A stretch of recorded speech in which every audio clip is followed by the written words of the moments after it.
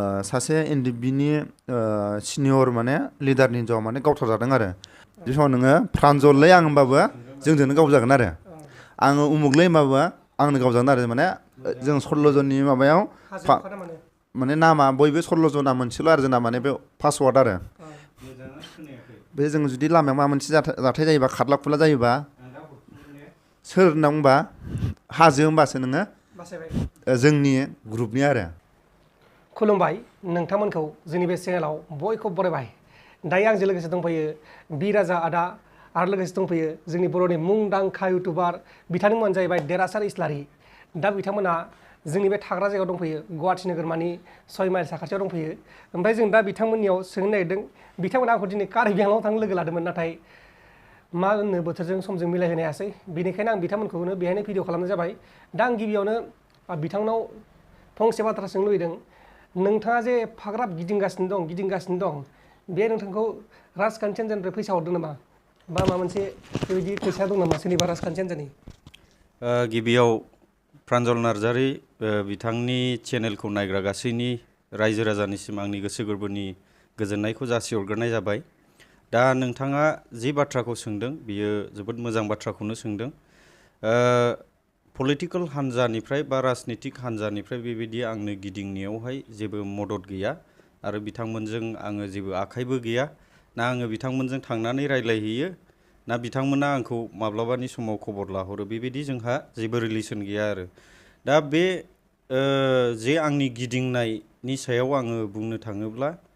सोरबा सासेया दङ आरो दा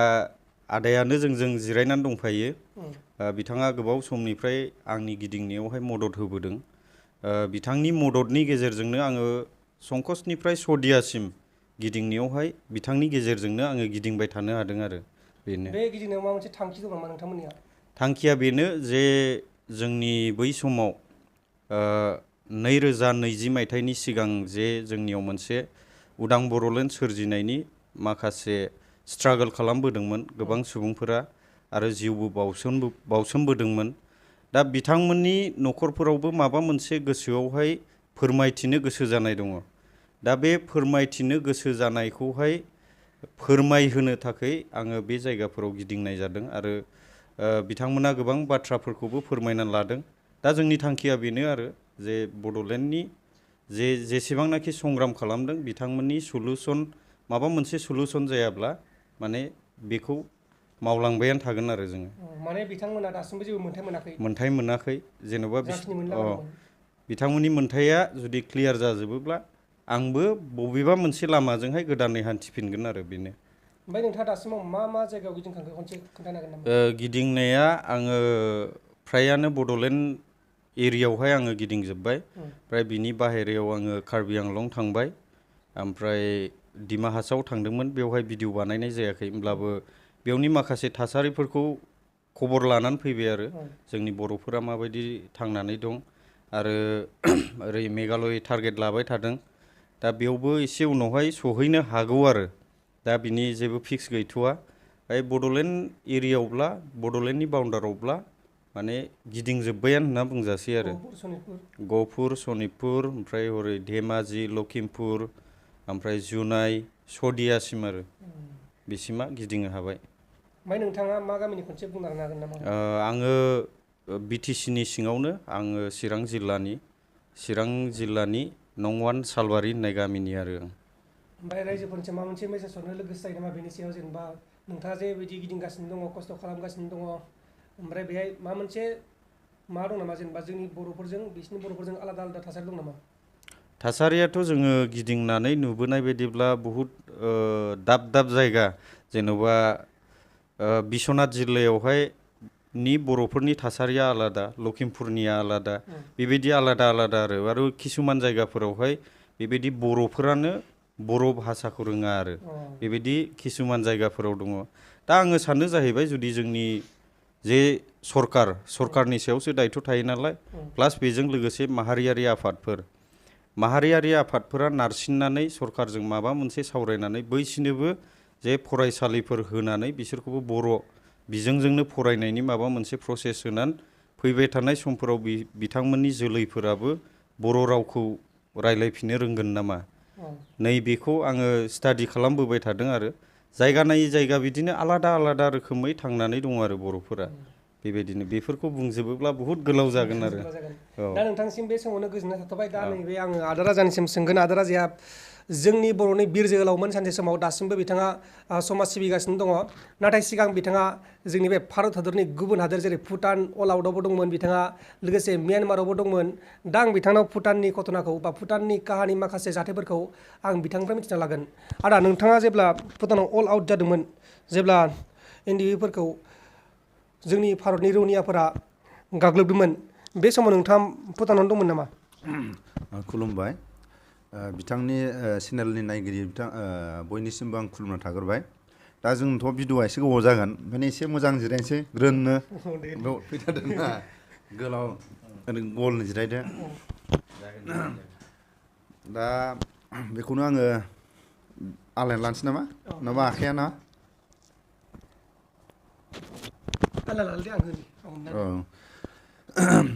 दा जोंना फंबाय प्रान्जल फंबाया आंनाव सोंदों बिथांनि चेनेलाव आं सम सम माने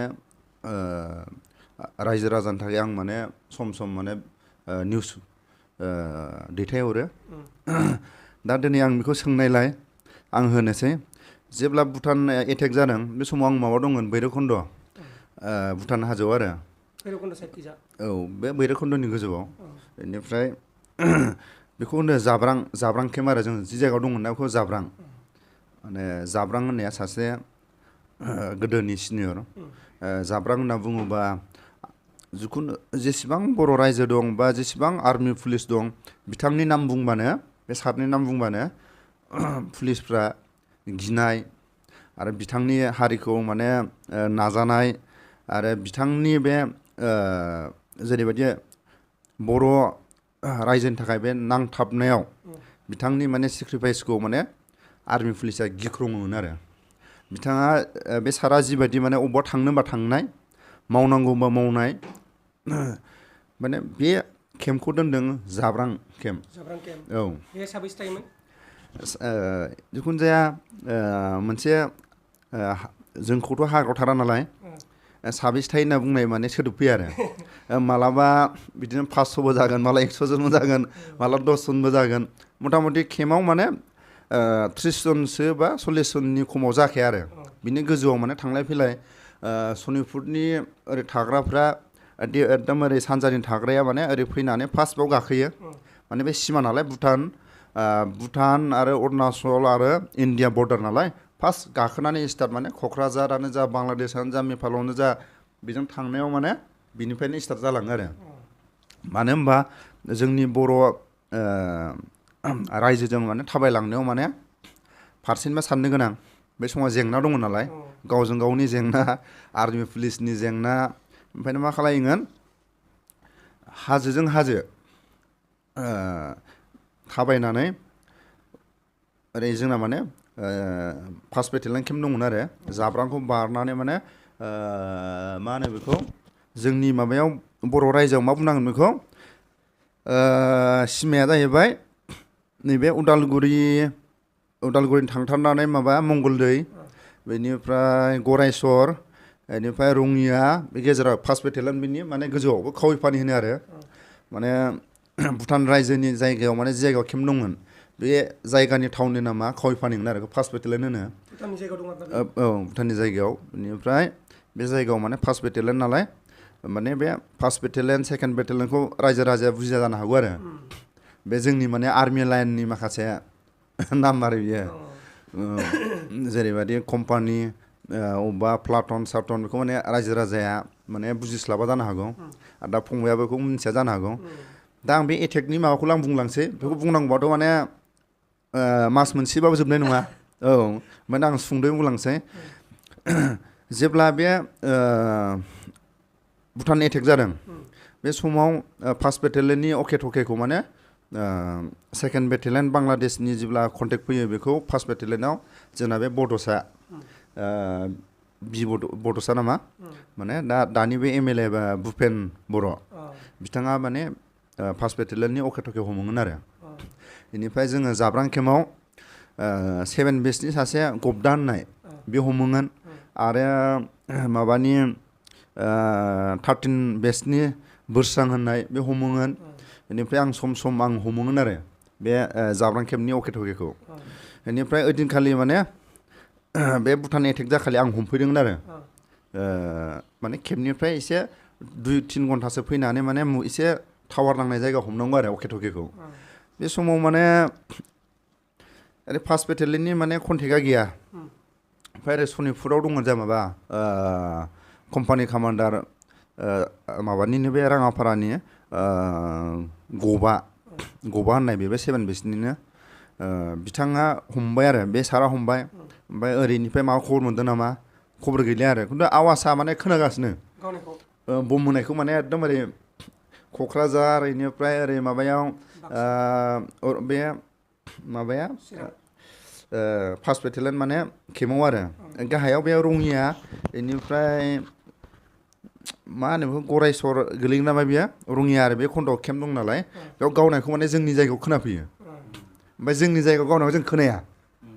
ओरैनो बे बम गावनायखौ माने दुम दाम माने गावनाय खोनागासिनो आरो ओमफ्राय बे समावनो जों गामिनिनो आरो मगा होननाय बियो जोंनि माने 16 बेचनिनो एखे गामिनिनो एखे ट्रेनिं लानाय ओमफ्राय जों बे समाव जों कन्टेक्ट लाबाय थाना कन्टेक्टखौ मोनासै ओमफ्राय ओरै मा जाखो ओरैनो कन्टेक्टआ मोनासै ओमफ्राय जों माने 9:30 ना 8:30 मोनसे लायो बेनिफ्राय 12:00 ना 12:30 बिदियाव आरो जुदि 9:00 मोनाबा जों 12:30 मोनसे बिदि लायो ओमफ्राय मालाबा 4:00 खेबसे लायो आरो अके-टके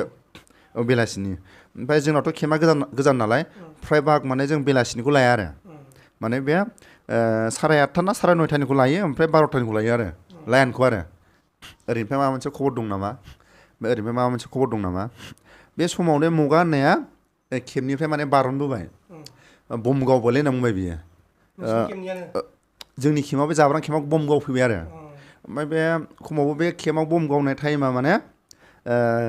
बे केम्पनिफ्रायबो खारबोनायाव मथा मथि 1 घन्टा 1.5 घन्टा नांगौ आरो जों जि जायगायाव अके-टकेखौ हमो माने बे गोजौनिफ्राय बेखौ होनो थालाबस्ति माने आंग्राजुलि भैरबखुन्द बेनि गोजौआव माने जों जि जायगायाव कन्टेक्ट लायो बेखौ माने थालाबस्तिनि गोजौ आरो माने भुटान आरो बियो ओमफ्राय बे जायगायाव माने ओरैबो माने एकदम गाहाय ओरैबो हाजोआ एसे माबा माने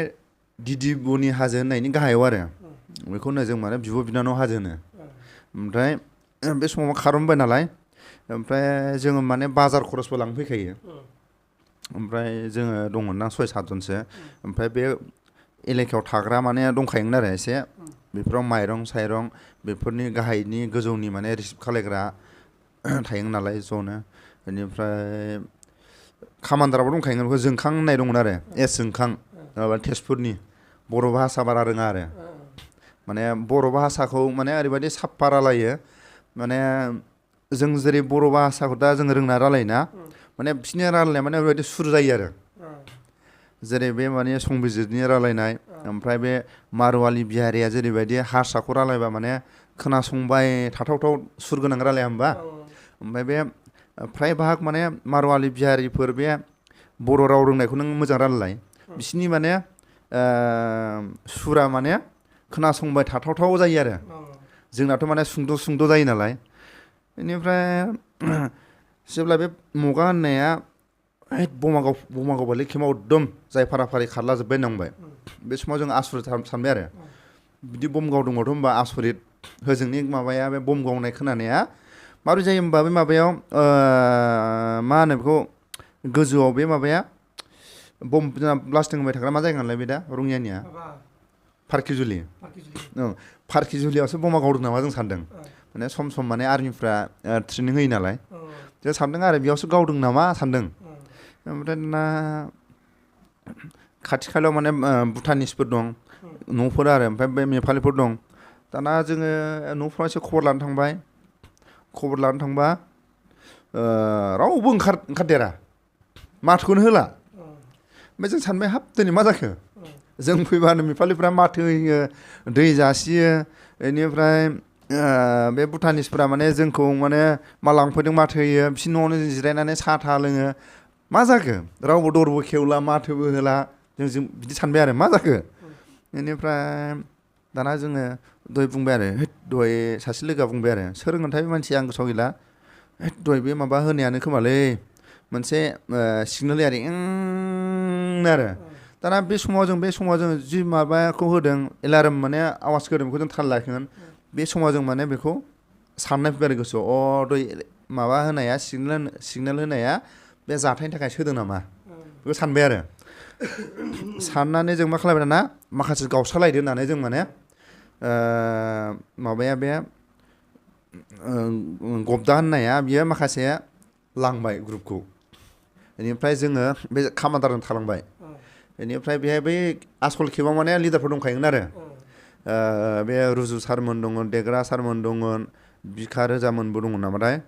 माने फ्राय बाहाग लिडारफ्रा दंमोन आरो गोजौआव ओमफ्राय बिसोर बबेजों खारदों रावबो गैला जोंथ' गाहायाव दंफैखायो नालाय बेनिफ्राय जोङो बे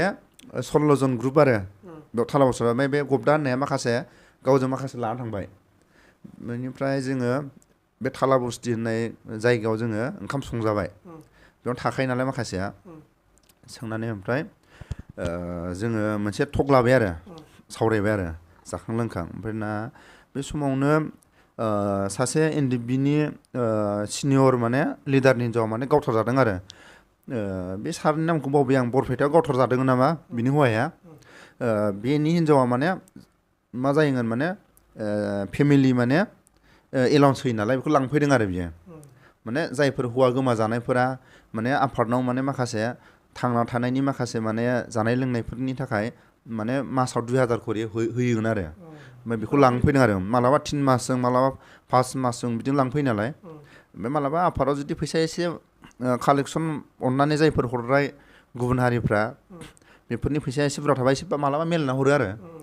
ओमफ्राय बे समाव फैनानै मा खालायबाय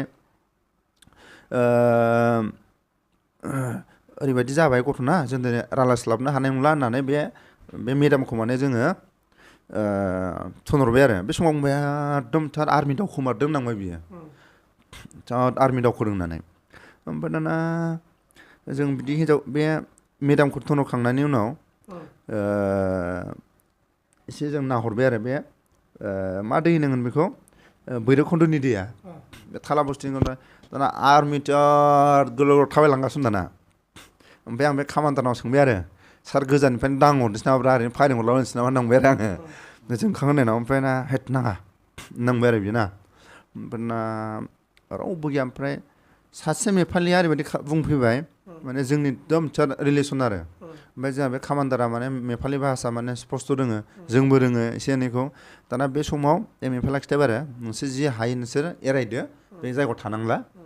माने नोंसिनि केम्पखौ माने दंस' खालायबाय आरो इन्डिया आर्मि गाखोगासिनो दं माने जयै खामानिखौ मावदों होनना बुंबाय आरो बे नेपालिया बेनिफ्राय बे कामान्डारा जोंनो फोरमायबाय आरो गथ'नाथ' जामारबाय सोब जायगायावनो खामानिखौ मावबाय बेनिफ्राय ओजों बे जायगानिफ्राय जोङो दावखोनांसिगोन माने कामान्डारा बुंबाय गोजौआवसो दावखोनोसै माने जोङो माने भुटानाव दंखायोब्रा माने आरो बिथोराव खारखोबावसिन आरो औ गोजौआव ओमफ्राय बे समाव आङो मोनसे बे कामान्डारनि मोनसे आं माबायाव बुंनायाव आङो उत्तर होफिनबाय आरो सार जोंथ' खारखोनो हागोन बेनिफ्राय ओंखामखौ जों मायाव संजागोन ओंखाम संजायोबाथ' जोंथ' उखुन्दै नुगोन बेनिफ्राय दिनैनि बे एक्सनाव बिसोर खामानि साक्सेस जायाखै खोमा बा जागोन खोमा माने बिसोरनि सायाव माने गोसोआ मोनसे नार्भास जायो दिनै जोङो बे जायगानिफ्राय जों जुदि जोंनि रायजोआव जोङो बे जायगानिफ्राय जोङो आनज्रायोबा जों खारग'नो हागोनदां आं कामान्डारनाव बुंबाय आरो बिदि जानाय नङा एकदम बे समाव माने जोंना माने जाथिया जोंना माने बिलटि आरो एनडिएफबि समाव माने जेंना दंमोन ना ओमफ्राय बेखौ लानानै माने मा जाहैबाय गाहायाव जों थांनाय मानि जों बहा थागोन जों दाउ अमा बादि जों बुथारजागोनसो जाहैबाय कामान्डारा ओमफ्राय आंहा गोसोआव मोनसे फोथायनाय दं आरो मोनसे बिलटिफोराबो माने एकर्डखौ लाबोखांनायनि उनाव आरो बे एकर्ड जाखांनायनि उनाव आरो बिथांमोनहा गोसोआ बिदि लाइनाव थांफिनगोनबो आंहा बेखौ साननाय गैया बेनिफ्राय आं बुंबाय सार बेयाव माने जोङो जानाय लोंनाय बिस्कुटजों जों सानबेसे थानो हागोन बा जों मास मोनसे मास मोननै मास मोनथाम जोङो बोसोरसेबो जों खियानि जों बे जायगायाव जोङो थानानै जों माखौ जागोन सप्तासेखौ जों जेन थेन थानो हागोन सार जुदि मास मोनसे थानो गोनां जायोबा जों माखौ जागोन होनना बुंबाय ओमफ्राय बे समाव आंखौ कामान्डारा बुंबाय आरो बे जोंखां होननाया होमबा नों मोनसे खामानि मावदो सनितपुरखौ नोङो बोदो सनितपुराव माने आं बोनांगौ आरो जेनेबा सनितपुराव माने लांनांगौ आरो बे माने भुटाननिफ्राय जों माने सनितपुरा बे समावथ' हाग्रा दिखियाजुलिफोर बायदिया माने हाग्रा जायगा बेनिफ्राय बे दानि माबाया बे सनितपुर आरो उदालगुरि सिमाखौ मा होनोमोनथाय दिखियाजुलि नङा उरांनि मासबादा मासबाद खन्दआव माने हादान खुलिबाय थादों आरो बे समाव दिखियाजुलिफ्रा हादान खुलिबाय थादों ओमफ्राय बिराद हाग्रा बेखौ माने समाव थाबायनो हाया बेनिफ्राय बे समाव आङो मा खालायबाय हमलाय बेनिफ्राय सार आं बिसिम माने लांनांगौआ माने माबा जागोन रिक्सनि खोथा गासिबो जुदि गोसोआ जुदि मिलायलायोबा माने थांगोन होनना बुंबाय आरो गोसोआ मिलायलायबा जोङो बारलांसै बेनिफ्राय आङो हारसिं रिक्स लानो हाया होननानै बेनिफ्राय बे समाव बुंबाय बियो ओरैहाय सानजा थांनोबा जाहैबाय बियो दे होमबालाय बयबो माने लाजोब्बाय आरो माने थांनायनि माबाखौ लाबाय आरो सनितपुराव जोङो 16 जन दंमोन दा बे उदालगुरियाव खाफाल होननाय दङ बेनिफ्राय मा होनो बे दा नैबे केमावनो दं गुवाहाटि जेलाव रंजा बाजा बेनिफ्राय सोरबा अनेक गथ'फोर दंमोन आरो ओमफ्राय एसे कामान्डारनि नेक्स्ट एसे सिनियरा माने आं दंमोन आरो 16 बेचनि ओमफ्राय बे समाव जोङो 16 जननि ग्रुपाव मोनसे जोङो ओरै थांसिगोन नालाय सानजा बारसिगोन नालाय मोनसे जों पासवार्ड लानांगौ बे पासवार्डखौ जों लाबाय हाजो माने 16 जननि माने ग्रुपाव जोंनि माबाया नामा जाहैबाय मा होनो बेखौ हाजो बे समाव नोङो प्रान्जललै आं होमबाबो जोंजोंनो गावजागोन आरो आङो उमुगलै होमबाबो आंनो गावजागोन आरो माने जों 16 जननि माबायाव माने नामा बयबो 16 जना मोनसेल' आरो जोंना माने बे पासवार्ड आरो बे जों जुदि लामायाव माबा मोनसे जाथाय जायोबा खारला खुरला जायोबा सोर होनना बुंबा हाजो होमबासो नोङो जोंनि ग्रुपनि आरो बेनिफ्राय नोङो आंसोलै होनना बुंबा बे जोंनि ग्रुप नङा आरो माने जोङो पासवार्डखौ लाबाय हाजो ओमफ्राय ना बे भुटाननिफ्राय जोङो बे आंग्राजुलिजों खारख्लायनानैसो माने माबानांगौ आरो सानजा थांनांगौ आरो ओमफ्राय जों मा खालायबाय कामान्डारा माने आंनि साननाय बादिखौनो माने लाबाय आरो आंनि बुंनायखौ जेनेबा सार माने जानाय लोंनाया माने उसुबिदा जानो हागौ ओमफ्रायनो जोङो कामान्डारा अथ'रिटि आरो सानजाहा बोदो सनितपुराव होननानै माने भुटान रायजोनिफ्राय माने जों आन्दायनानै गावनि रायजोआवनो थाहैसिगोन आरो बे समाव माने पासवार्ड लानानै जों माने 16 जना माने एखे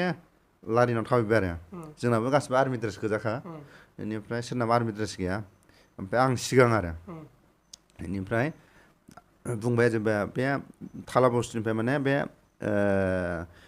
ओरै आंग्राजुलि बर' गामियाव माने खारख्लायनांगौ माने एकदम खेबसेनो बे जरायाव माने एसे माने स्ल' आरो ओरै ओमफ्राय आं बुंबाय आंजों समान माने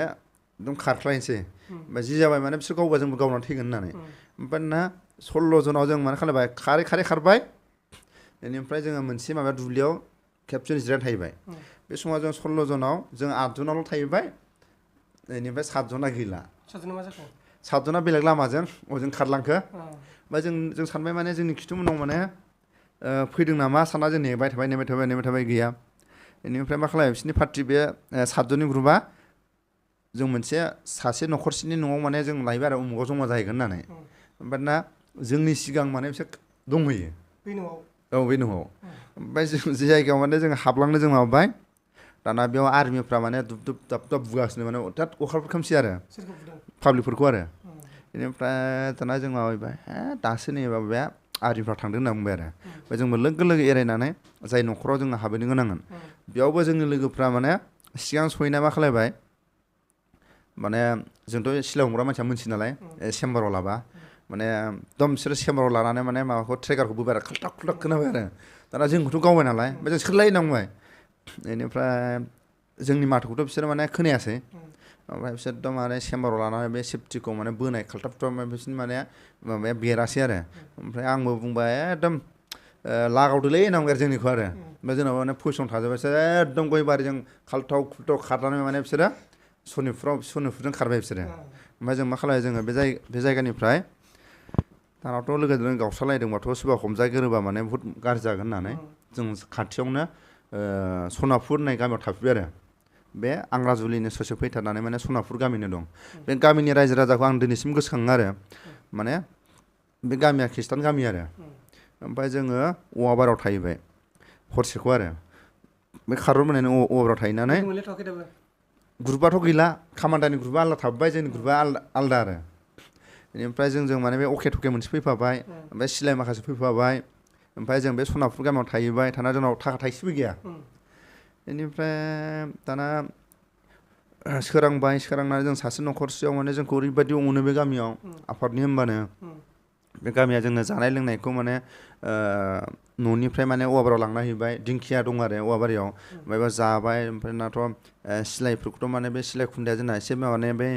खमला रं फुननाय दङ नालाय माबा केबनिया दाना गोजाननिफ्राय नुहुरो ओमफ्राय जों गामिनि सेंग्राखौ जों मा खालामबाय जोङो रं गोथां हाग्रा खालाराव बायनानै सिलायखौ फुनबाय जों सिलायखौ रं फुननानै ओमफ्राय ना 200-300 फुटनि गोजानजोंनो आर्मिफ्रा थांलाय फैलाय ओरै एकदम ओमफ्राय दाना बिसोर आवलायहरबाबो ओमफ्राय जों रायलायबाय आरो सातजनजों जोङो आवलायोबा गोजौनि मानसिया खारनबोगोन नामाब्रा गोसोआ जोंना सातजननि माबाया 8जननि ग्रुपा जोंना बिदि आरो ओमफ्राय आरो मावना लाबाबो बबेजों खारगोन थाखा थाइसेबो गैया ओमफ्राय जों मा खालायनानै मोना सम फैबाय आरो बिदिनो रायलाय होनलाय ओमफ्राय ना थाखा थाइसेबो गैया ओमफ्राय बे गामिनि रायजोनाव जोङो रायलायनानै बिसोर माने गिर्जानि मोनसे बयबो माने सहायनि थाखाय माने बिसोर माने गिर्जानि नामाव फैसा जमा खालायोना बे फैसाखौनो जोंनो हरबाय आरो 5,000 हरदों नाथाय जों हरफिनगोन होनना बुंदों आरो बे गिर्जायाव ओमफ्राय दा बे समनि 5,000 दानि माने 50,000 थाखा आरो दा आं बेखौनो आंनिफ्राय आं खावलायो बै समनि जाय मानसिफ्रा गामिफ्राव इन्दिबि होनना बुंबानो रायजोनि बुथुमनाय फैसाखौनो जुदि आफादनो हरोमोनब्ला बेनिफ्राय आरो आफादनो थांना थानायनि थाखाय आफादा उसुबिदानि थाखाय माने बे गिर्जानियानो जा मन्दिरनियानो जा बेखौ दान हरलायनानै आफादनो एसेबां गोसोआव माने एसेबां अननाय दंमोन दा बेखौनो आं सानो बेयाव बारस'ना बुंसै माने एकदम जेसेबां बुंनो एसेबां लावलाङो नालाय मालाबा सम आरो बोथोराव मिलायोबा माने एकदम आरो जोंहानि देरहासार दं बेफोरनि थाखायनो जों बेनि अल आसामजों बेरायबाय थानाय मोनसे जों स्टुडि जों बानायगासिनो दं बेखौ माने लासैनो नुलांगोन बिजाबबो नुगोन फिल्मबो नुगोन औ बेनिफ्राय बिनि थाखाय जोङो बेरायगासिनो दं बेनिफ्राय बिनि थाखाय आं माने गोलाव टाइम मोनबा होनोसै ओमफ्राय बेफोरबायदि बर' गामिफ्राव जोंनि जायफ्रा दा एनडिएफबि बेकग्राउन्डनिफ्राय थांदों आरो एनडिएफबिखौ लानानैनो सरकारा मेजर माने बिटिआर एकर्डखौ खालामदों बिनि थाखायनो मोनफ्रोमबो गामियाव सोरबा गामिया अनदों अना बे नङा जेसेबां बर' गामिफोर माने लोरजिया गामि जाय गामियाव दंखायो दैखर देरला लामा सामा दंखायो रां रुफा दंखायो बे गामिफ्राव माने होथ'आबाबो जागोन होनांगौ खिन्थु दा होथ'आबाबो जागोन माने जायफोर माने हाजो सेर जाय गामिफ्राव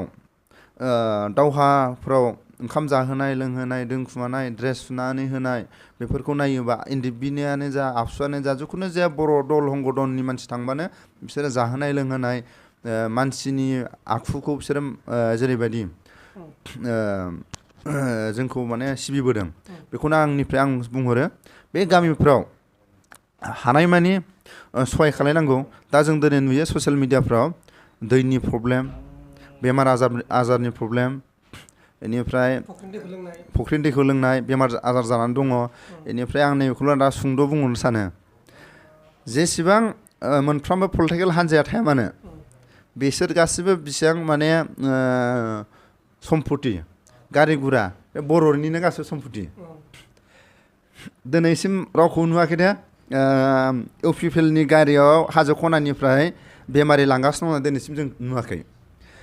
हाजो जिंनिफ्राय दै मोनलोङाखै बिपिएफनि गारिजों दै लांना हैनाय नुवाखै अबेबा हाजो खनानि रायजो राजाया बिजाब बायनो हायाखै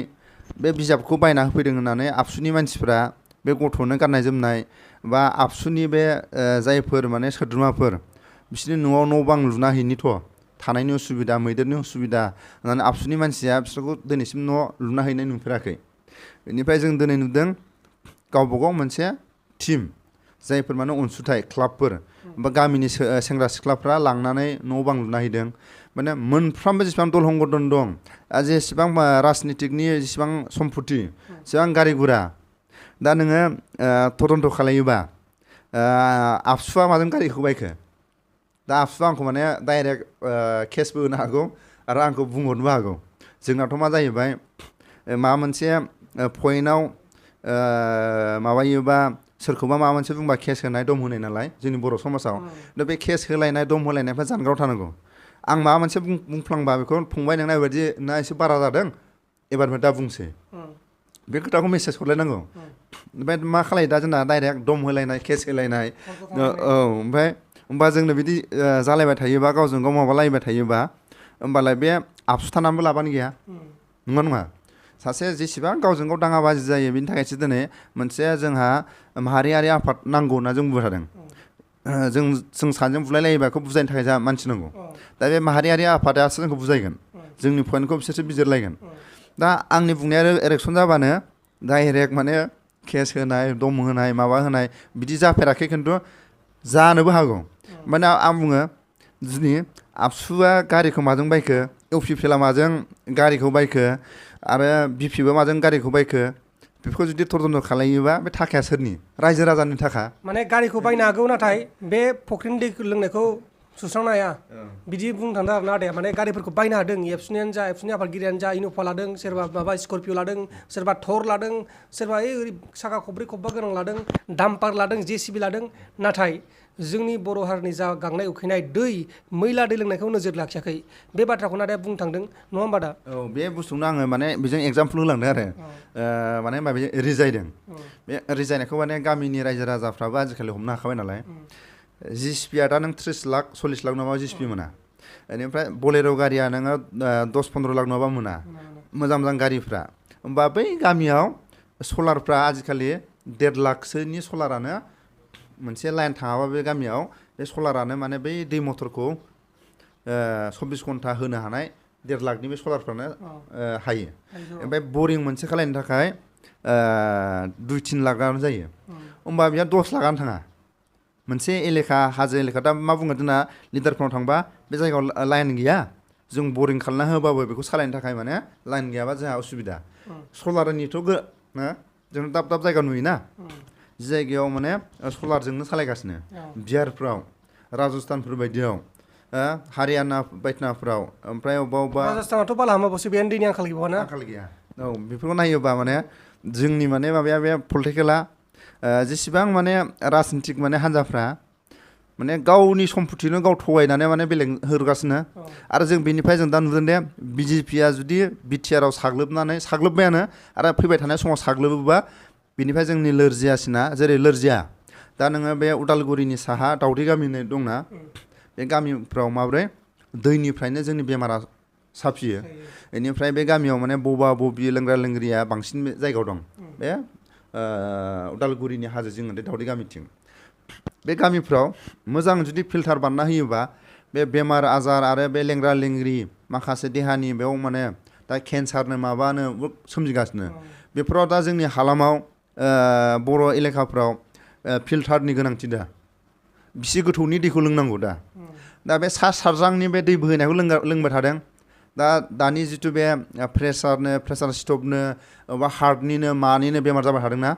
ओमफ्राय आं नैबे बिनि थाखाय आं बुंनानै बारा गोबाव बुंला नैबे चेनेलनि थाखाय जेरै आं दा माने नोंसोर सम लोगोआव मोनबाय थाया माने आं माने सम सम डक्टरफोरजों आरो नैबे PIL-नि माबाखौ फुल मिनिंखौ आंनि चेनेलाव जेनेबा बिनि माबाखौ रायजो राजा होनो थाखाय आं बेखौ माने मैया बानायब्रबदों चेनेलनि नामा मा गुफुर बियार माने चेनेल आरो माने नोंथाङा बेहाय लोंबाथाय मा जायो आरो बेनि सायाव मैला मैलिनि बाथ्रा बिदि सावरायगोन ना औ माने बे जेरैबायदि बे PIL-नि माने केस होदों बेनि थाखाय जोंहा माने गावजों गाव सावगारि सावलायदों बे माने नर्मेल केस लेखा गोरोंसिना जोंथ' लेखा रोङा दा दा लेखा गोरोंफ्रानो गावजों गाव फटक सावलायलायदों PIL नि माबाया मा बुस्थु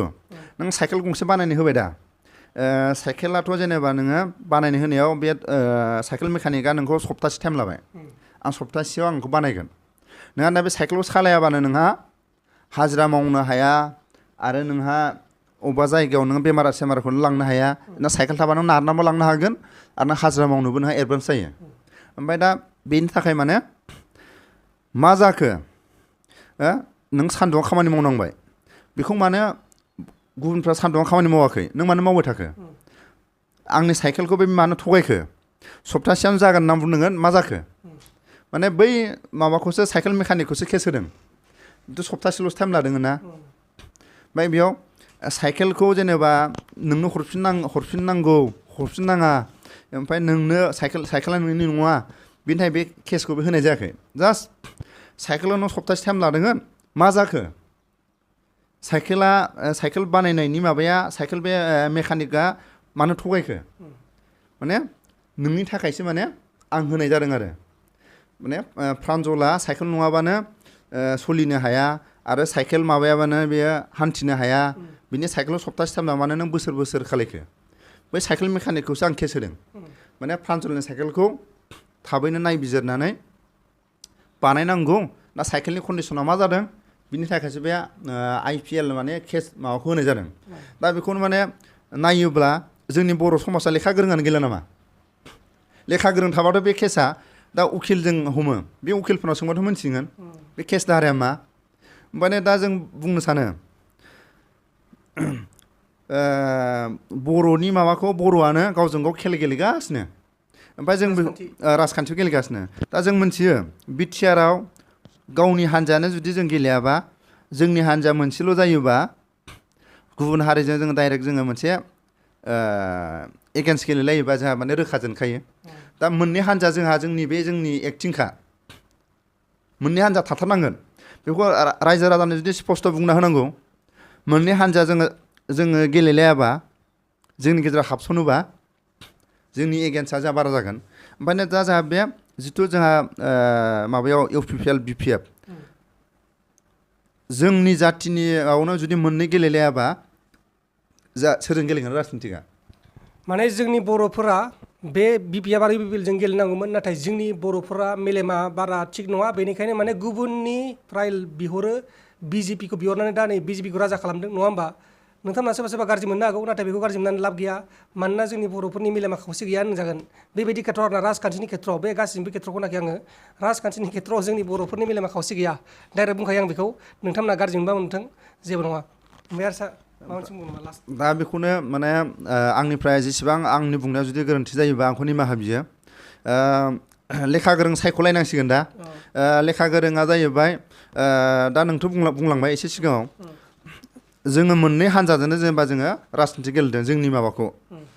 हालामाव दा फैबाय थानाय समाव 24नि उनावथ' गासिबो BJPआनो साग्लोबजोबगोन होमबा जोंहा जोंनि जिथु पलिटिकेल हान्जायाबो बायलांसिगोन औ बे समाव आं बेखौनो गले गले बुङो रोखा गोदानै जोनोमा बे NDP एक्स NDPफोरानो मोनसे पलिटिकेल हान्जाखौ बानायफिनखानांगोन माने UPPLआबो बेयाव जोबस्रांनायनि लामायावसै लेखा गोरों होननानै जों मानियो UPPL हान्जाखौ आबसुनिफ्राय फैनाय मानसि हिसाबै नाथाय लेखा गोरोङा अभार रोङोबा लामायावबो बे लेखा फराय लामानि अन्थाइयाव सुथुना आस्र' गयो अभार गोरोंबाबो बेनिफ्राय BPआबोथ' गैखाला माने मा जाहैबाय जायफोर लिड लानानै माने गावसिनि अनगा रावबो गोरों गैला होननानै बिसोरबो सानद्रायनानैनो मोननै बे पलिटिकेल हान्जाया गोमानायनि लामायावखासै माने रायजो राजाया फैबाय थानाय समाव रायजो राजाया आरो एस्राय जुदि पलिटिकेल रायजोफोराबो ब्रेन वास खालामजायोना लिडारफ्रा बुंगोन गाबलायनानै बुंगोन उमुक तुमुक बुंगोन बुंगोन नङा होमबा ब्रेन वास खालामजायो माने जोंनि मानसिफोरा बेनि थाखायनो माने भटखौ होनो गोनां जायो आरोना ब्रेन वास खालामजाबाय नालाय माथो बे सासेखौ मोजां मोनसिगोन बिदि माने पलिटिकेल हान्जाखौ बे मोननै पार्टिखौ ज्राब गारनानै गोदान जुदि पलिटिकेल हान्जा बानायोबा NDPआ बानायनांगौ प्रयजन फैया आरो जुदि रायजो राजाया जुदि बे मोननैनि अनगायै जुदि बानायनो गोसो गैया 24नि उनाव एक्स NDPफ्रा बानायनाया रोखा आरो माने एक्स NDPआबो बानायहां नामा नों खोनानाय बायदिबा बानायहां माने NDPआवथ' सिलाय गावनायाव लेखा गोरोंबो दं लेखा रोङिबो दं लेखा रोंनायबो दं रोङिबो दं सिलाइनि दावहायाव लेखा गोरोङावलाय सिलाइ गावनांगौ होननायथ' खोथा फैया नालाय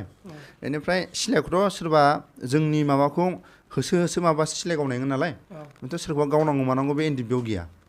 नाथाय जोंखौ जाय मानसिया लावथिजों सिखाजों होसोयोबा जों उफाय गैखाया गावखानांगोन ओमफ्रायनो साफा सानै मेलेमजिबिफ्रा जिथु दानि दाङाबाजिखौ लानानै सावरायनाया बिदिनो फिसा फिसौ जानाया जागासिनो आरो माने बिपिएफआव थाबाबो दाय जायोबा इउपिपिएल थाबाबो दाय जायोबा गोदानजोंनो पलिटिकेल हान्जा नांखागोन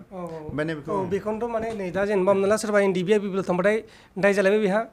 आरो सोरबा एनडिबिआ बिपिएल थांलायबाय दाय जालायबाय बेहा दा बेनिखायनो बिथांमोना एक्सट्रा बहाय बेनो मोजांसिन नङा होमबा बे बर' समाजाव जुदि बिसोरखौ ज्राब गारनानै जुदि बानायाबा एनडिबि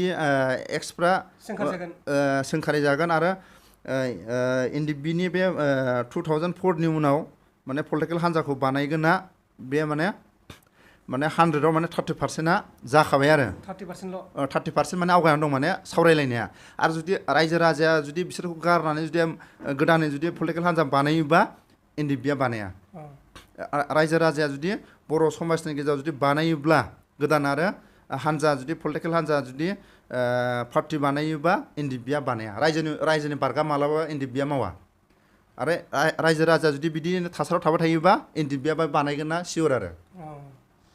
ओमफ्राय जोबथायाव आदा राजानिया मोनसे चेनेल दङ बिथाङा नै मैया बावैसो खुलिदों बे चेनेलाव बिथाङा गोबां नलेज होगोन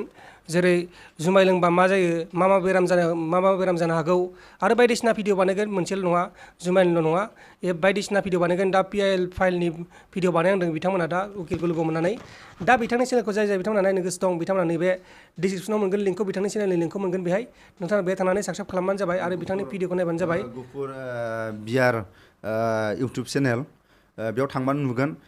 जोंनि गेजेराव दिनै माने प्रेसार स्ट्रक होननाय बेमार मोनसे बे बेमारा मानिफ्राय सोमजियो मानि थाखाय मा ओमफ्राय लोंनाय जानायनिफ्राय मा जादों माने सप्तासेयाव डक्टरफोरजों मोगा मोगि लानानै बेफोरनि माबाखौ होनाय जागोन मानो होनोब्ला दा बावैनो बिटिआर एकर्डनि उनावनो एनडिबि सोद्रोमाफ्रा थैना थांबाय माने मानि थैना थांखो रां रुफा गैया प्रेसार स्ट्रकनो हार्टनिनो देहानि थासारिनि थाखाय थैना थांबाय माने जों रायजो राजा रिपर्टआव जोङो सोरबाया बुङो लोंनाय जानाया बारा जाबाय मा बुस्थुआ लोंनाय जानाया बारा जादों जुमाय ना निसा ना थास गेलेबाय थानाय ना जुवा माने देहाखौ माब्रै माने जसोनानै मानसिया अभार जनानै थाबाबो बेमार सोमजिगोन लोंनाया जुदि अभारबाबो बे बेमार सोमजिगोन माने प्रेसार स्ट्रक बेमार होननाया मा बुस्थुआ बेमार बेखौ आंनि चेनेलनिफ्राय डक्टरनिफ्राय रोखा मोनगोन आरो बर'फोरनि गेजेराव दाङाबाजि जाबाय थायो आङो आंनि चेनेलाव गाबोन नुगोन हाइकर्टनि उकिलजों मोगा मोगि आं बे केसनि दा बुंदों दे हाइकर्टआव केस होदों आं हाइकर्टनि उकिलजोंनो आं बे पिआइएलनि फुल मिनिंखौ रोखा रायजो राजानि सिगाङाव माने बर'फोरनि गेजेराव लेखा गोरोङा गैलाबा ओमफ्राय बे उकिलनि हाइकर्टनि उकिलानो रोखा बेखौ फोरमायना होनाय जागोन आरो अब्ला गोजोननाय थाबाय नोंथांनिसिम नोंथाङा बेखिनि बाथ्राखौ फोरमायनायनि थाखाय जाय बिथांमोना बिथांनि चेनेल जायबा गोदान चेनेल बिथाङा खुलिदों बिथाङा गाबोननिफ्राय भिडिअखौ होगोन नोंथाङा बे भिडिअखौ नायबानो जाबाय आरो माखासे नलेजखौ नोंथांमोननि मेलेमाव सोना लाबानो जाबाय गोजोन्थों एसेनोसै जय बर' आर्मि